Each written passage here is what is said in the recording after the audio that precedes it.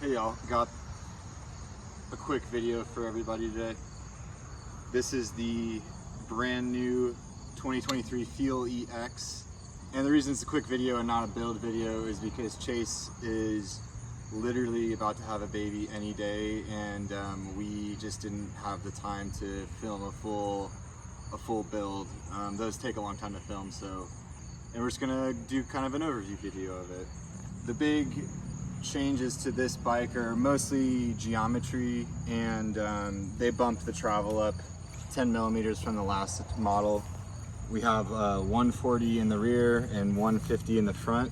This was a custom build that I made from the ground up, and on it I put the brand new Super Deluxe Ultimate.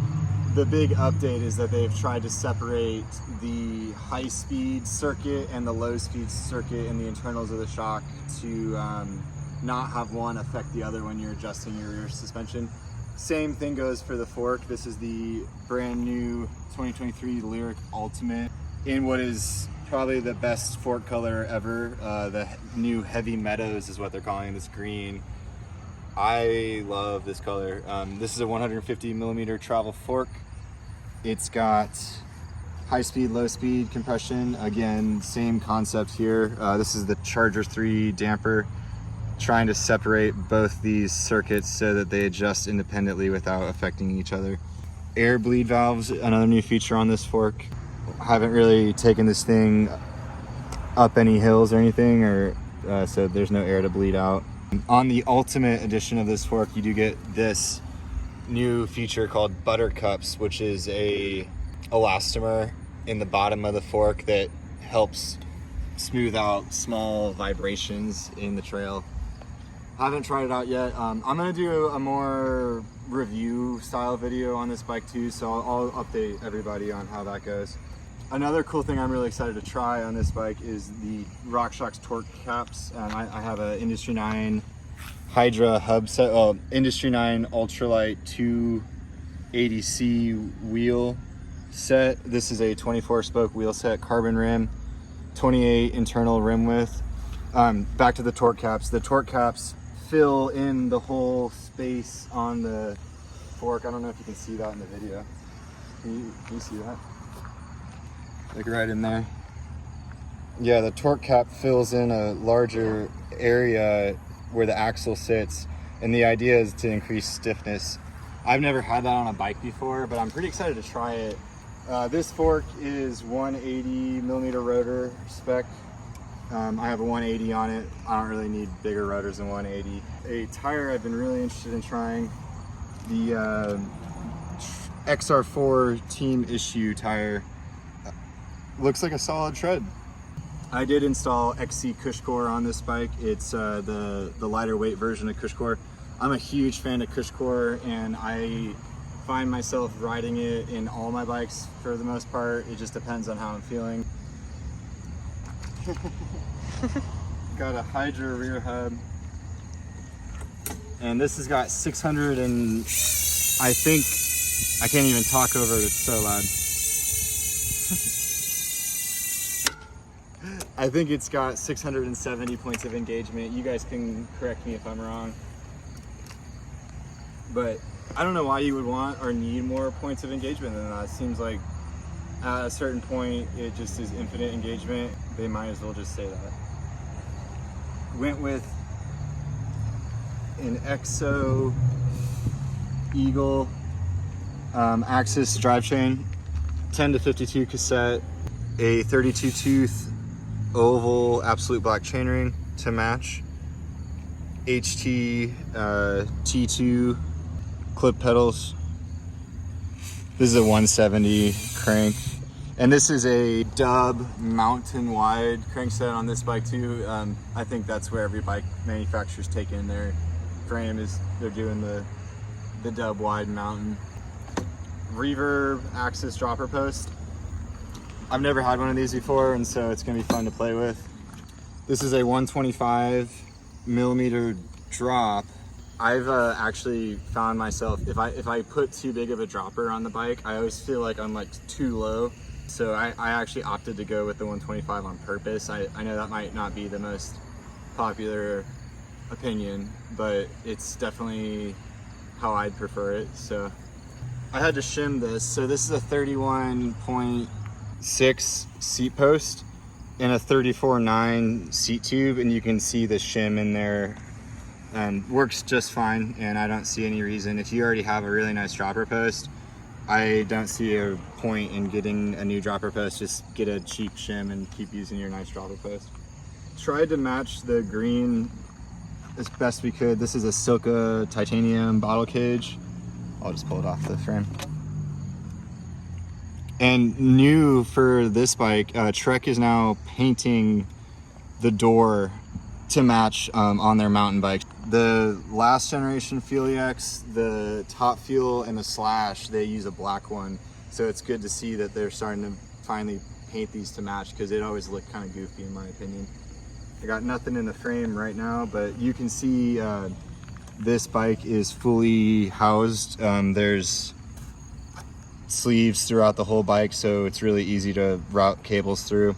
I only had to route one through. It's kind of ironic that they've made it so easy to put cables through bikes now, and then nobody has any cables in their bikes anymore. So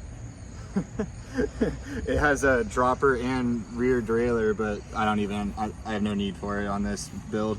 Industry 9 A35 stem. I've always wanted to use one of these, but I've never had a bike that needed a stem that was short enough, and love the matchiness of it. Got the i9 wheel set with the i9 stem. This is a Bontrager Line Pro 35 handlebar. The reason I picked it is it's pretty flat, but also it's gloss, and I think it looks cool. So that's the main reason. I don't think there's a real good reason. SRAM G2 RSC brakes on this.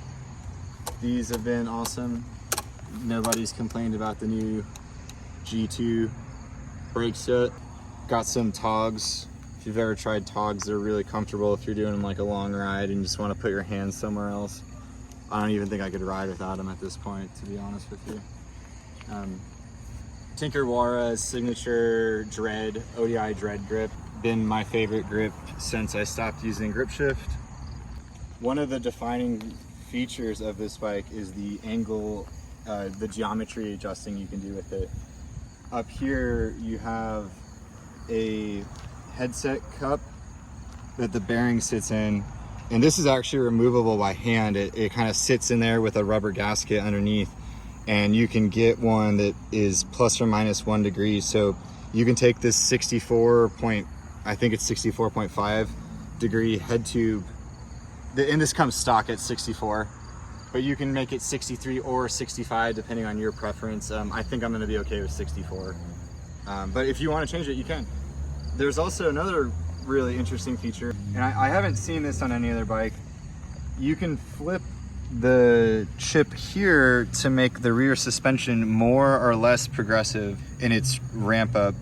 I definitely would prefer less aggressive, so I have it in the less mode, but if you wanted a more progressive shock, you can flip the frame chip, which is kind of unique.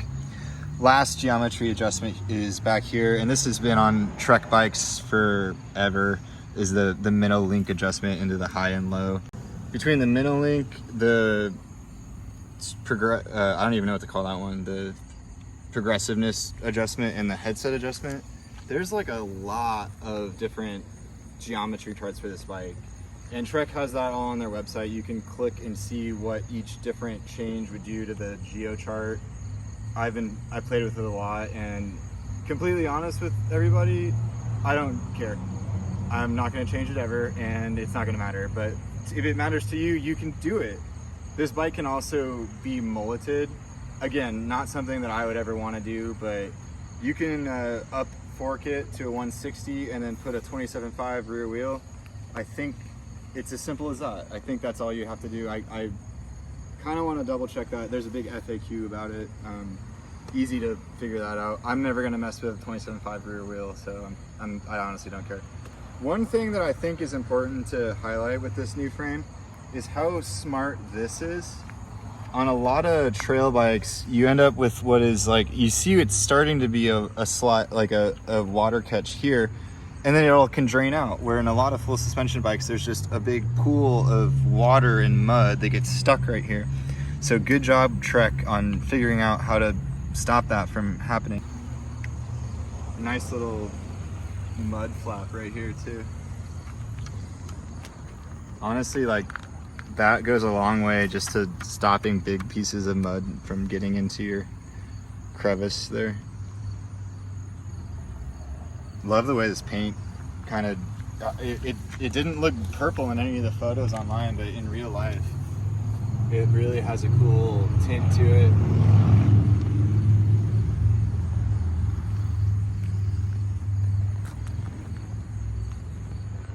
All right, so I think that covers it. Just like I said, quick bike check overview video. If you have any questions, please comment down below. I'll have links to all of our social media accounts down there as well. I plan on doing a full, more thorough review of this bike in the future, so stay tuned for that.